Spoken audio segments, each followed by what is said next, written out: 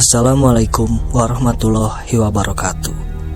Terima kasih sudah berkunjung. Kali ini saya akan membawakan sebuah kisah horor kurir tersesat di desa hantu. Tanpa berbasa-basi, kita mulai ceritanya. Adi adalah seorang kurir paket yang rajin dan selalu menyelesaikan tugasnya tanpa mengeluh. Malam itu hujan rintik-rintik menyelimuti perjalanan terakhirnya. Paket yang diantarkan harus sampai ke sebuah desa terpencil bernama Desa Sukamukti, sebuah desa yang belum pernah dia dengar sebelumnya. Jalan menuju desa itu sangat sunyi, hanya ditemani suara derak ranting pohon dan sesekali lolongan anjing dari kejauhan. Saat GPS menunjukkan bahwa dia harus berbelok ke jalan kecil yang hampir tertutup ilalang, Andi merasa ragu. Jalan itu sangat sempit dan tidak terlihat ada lampu penerangan. Namun karena ini adalah paket terakhirnya, dia memutuskan untuk melanjutkannya. Kabut semakin tebal dan sinyal ponselnya hilang. Andi mencoba mengingat rute yang dia tempuh, tetapi semua terlihat sama. Jalan berbatu, dikelilingi pepohonan tinggi yang menjulang. Setelah beberapa saat, dia melihat bayangan samar dari kejauhan. Desa kecil dengan beberapa rumah yang tampak tua dan tidak terawat. Andi merasa lega, setidaknya dia bisa bertanya arah atau memastikan alamat pengiriman paketnya. Dia memasuki desa itu dengan motornya, tetapi suasana di sana terasa aneh. Udara terasa lebih dingin dan bau apek menyeruak seperti sesuatu yang sudah lama membusuk. Andi mengetuk pintu salah satu rumah yang ada di pinggir desa, tetapi tidak ada yang menjawab. Rumah itu gelap dengan jendela-jendela yang tampak seperti tidak pernah dibersihkan. Dia mencoba rumah lainnya, tetapi hasilnya sama. Desa itu benar-benar sunyi. Ketika dia hendak kembali ke motornya, Andi melihat seorang wanita tua berdiri di tengah jalan. Wajah wanita itu sangat pucat, dengan tatapan kosong yang membuat bulu kuduk Adi berdiri. Wanita itu mengenakan kebaya lusuh dan rambutnya panjang, terlihat basah seperti habis diguyur hujan. Wanita tua itu mengangkat tangannya menunjuk ke sebuah rumah yang terletak di tengah desa. Andi ingin bertanya, tetapi suaranya tercekat. Wanita itu tidak berkata apa-apa, hanya terus menunjuk. Dengan perasaan campur aduk, Adi mengikuti arahan wanita itu.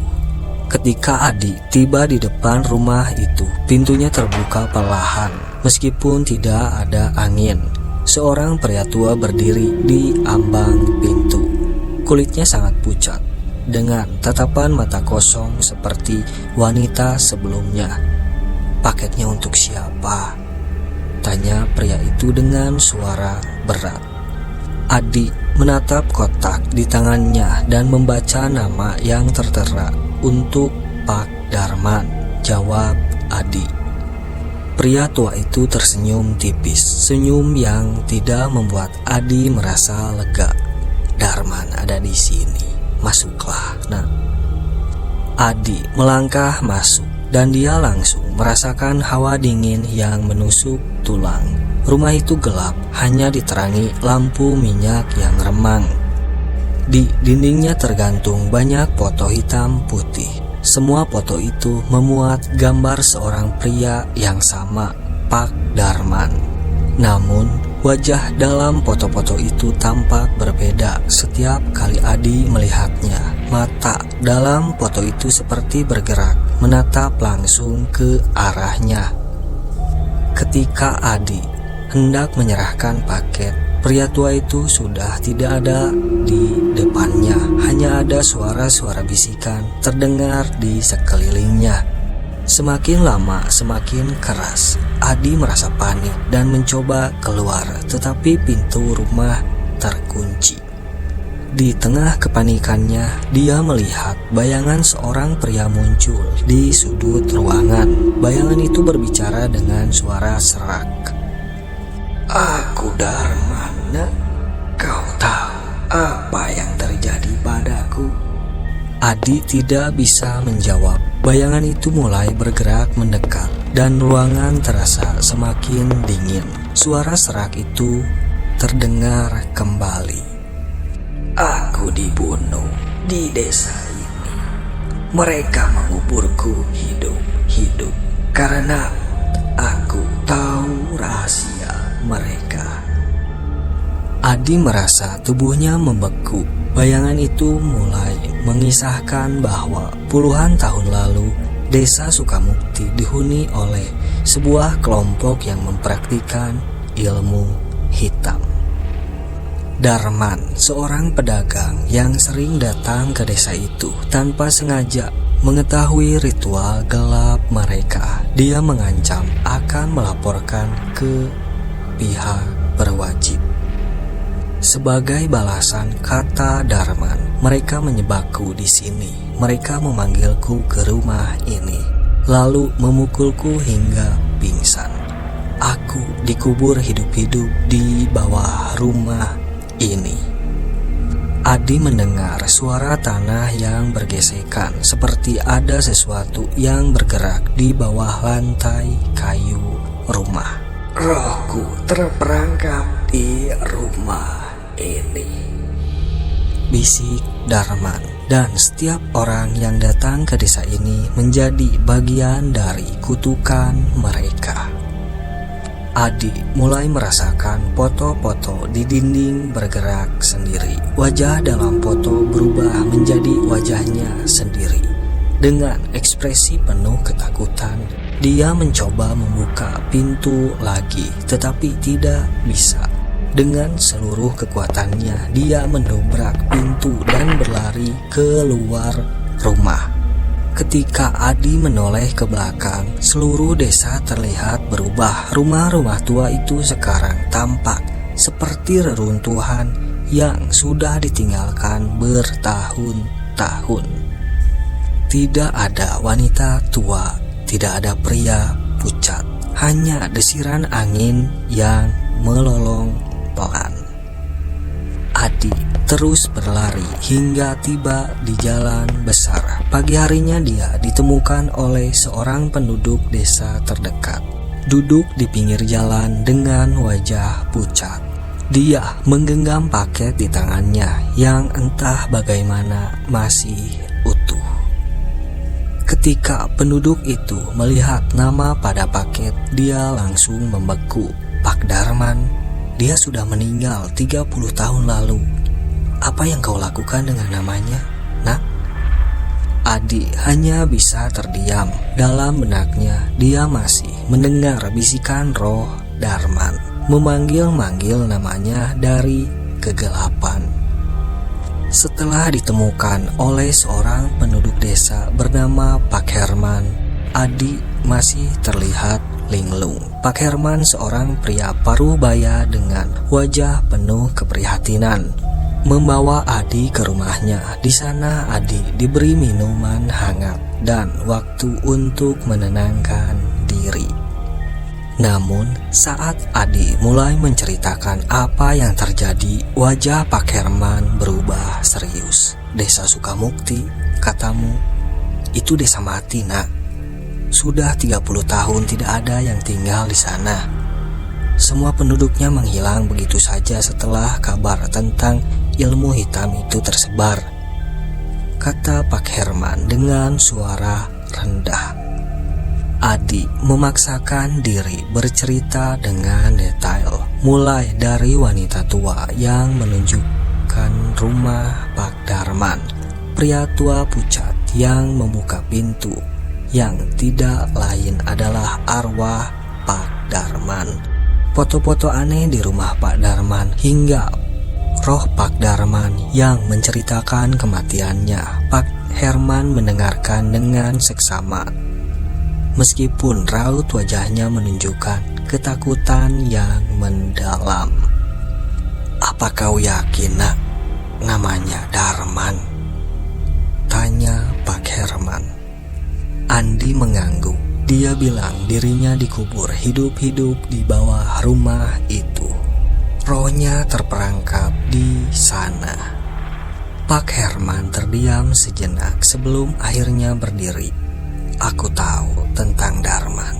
Dulu dia sering berjualan ke desa-desa, termasuk desa Sukamukti. Aku ingat itu. Ada kabar dia menghilang secara misterius.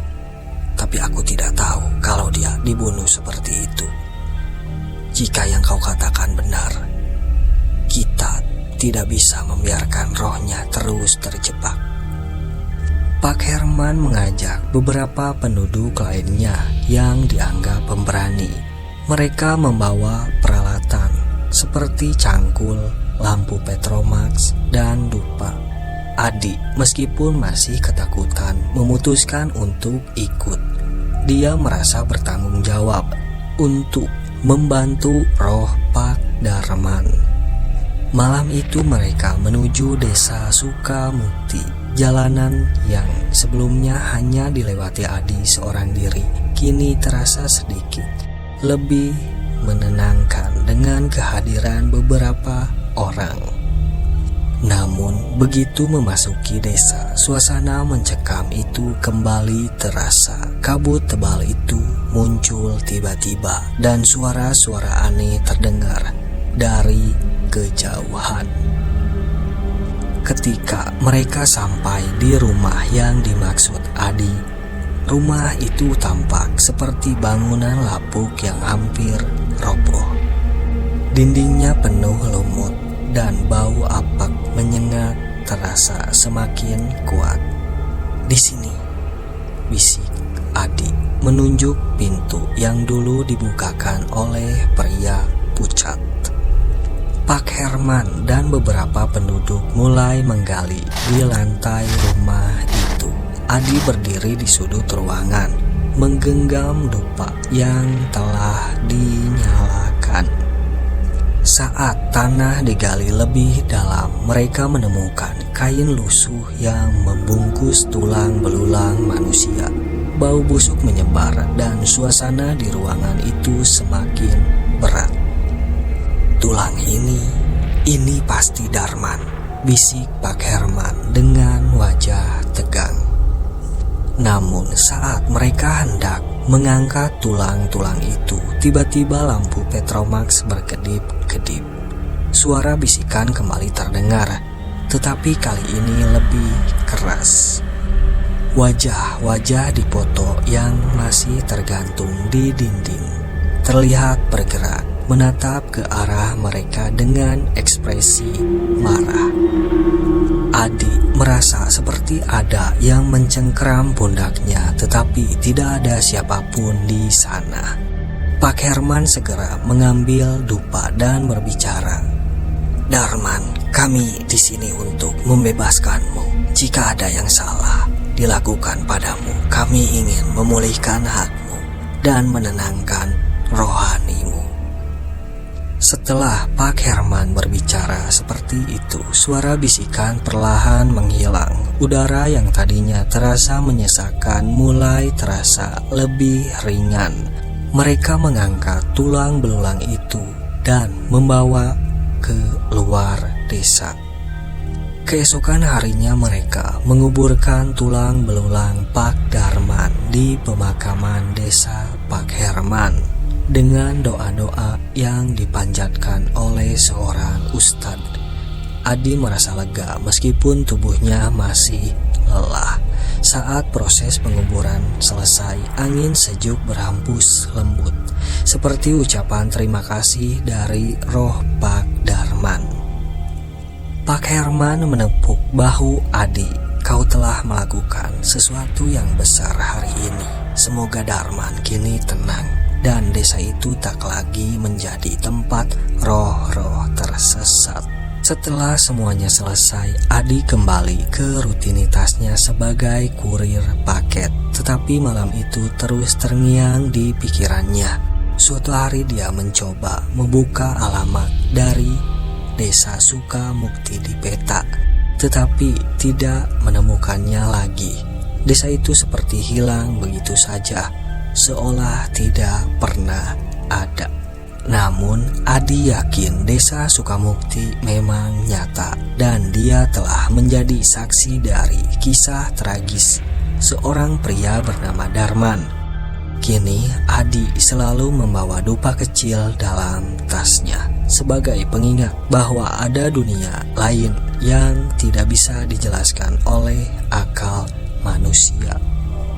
Cerita pun selesai. Terima kasih yang sudah berkunjung dan menyimak. Semoga kalian sehat selalu dan senantiasa berada dalam lindungan Allah Subhanahu wa Ta'ala. Amin ya robbal alamin.